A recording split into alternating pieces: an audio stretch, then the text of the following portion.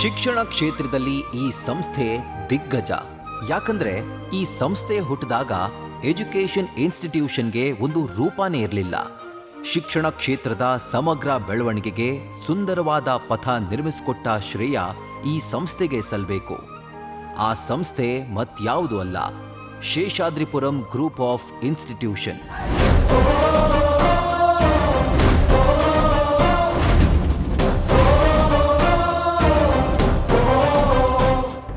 1944ರಲ್ಲಿ ಇಬ್ಬರು ಮಹಾನ್ ಮಹಿಳೆಯರಾದ ಶ್ರೀಮತಿ ಆನಂದಮ್ಮ ಮತ್ತು ಶ್ರೀಮತಿ ಸೀತಮ್ಮ ಅವರಿಂದ ಒಂದು ಪುಟ್ಟ ಪ್ರೈಮರಿ ಶಾಲೆ ಶುರುವಾಗುತ್ತೆ.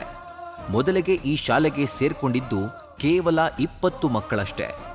ಅಂದಿನಿಂದ ಶುರುವಾದ ಅಕ್ಷರ ಕ್ರಾಂತಿಗೆ 1980ರಲ್ಲಿ ಟ್ರಸ್ಟ್ ರೂಪ ಸಿಕ್ತು. ಆದರೆ ಗುಣಮಟ್ಟದ ಶಿಕ್ಷಣ ಕೊಡಬೇಕು ಅನ್ನೋ ಉದ್ದೇಶದಲ್ಲಿ ರಾಜಿ ಆಗಲೇ ಇಲ್ಲ. ಪರಿಣಾಮ ಇಂದು ಈ ಸಂಸ್ಥೆ ಲೋವರ್ ಪ್ರೈಮರಿ ಸ್ಕೂಲ್ನಿಂದ ಪೋಸ್ಟ್ ಗ್ರಾಜ್ಯುಯೇಷನ್ ಪ್ರೋಗ್ರಾಂವರೆಗೂ ಬೆಳೆದು ನಿಂತಿದೆ. ಶೇಷಾದ್ರಿಪುರಂ ಎಜುಕೇಷನ್ ಟ್ರಸ್ಟ್ ಅಡಿ 34 ಶಿಕ್ಷಣ ಸಂಸ್ಥೆಗಳಿವೆ.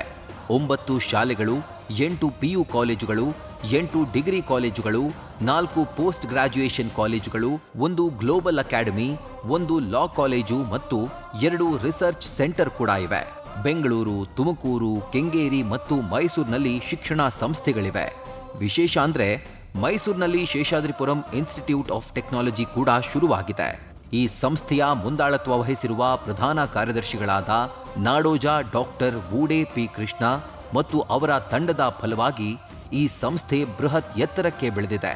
ಈ ಸಂಸ್ಥೆಯ ದೊಡ್ಡ ಯಶಸ್ಸಿನ ಹಿಂದಿರುವ ನಾಡೋಜ ಡಾಕ್ಟರ್ ವೂಡೆ ಪಿ ಕೃಷ್ಣ ಅವರು news first star of Karnataka ಪ್ರಶಸ್ತಿಗೆ ಭಾಜನರಾಗಿದ್ದಾರೆ.